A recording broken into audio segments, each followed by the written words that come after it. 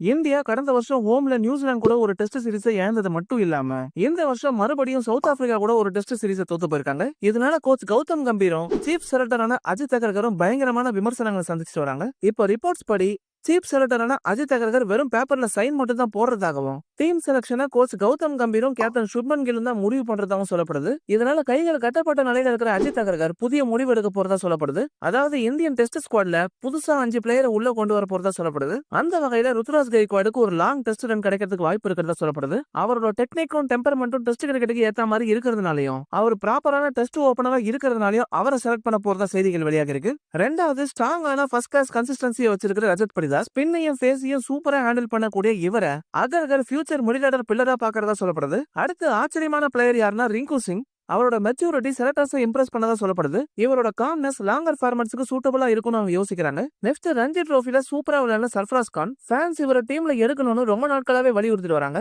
So ஃபைனலா இவருக்கும் வாய்ப்பு கிடைக்க போகுதுன்னு சொல்லப்படுது.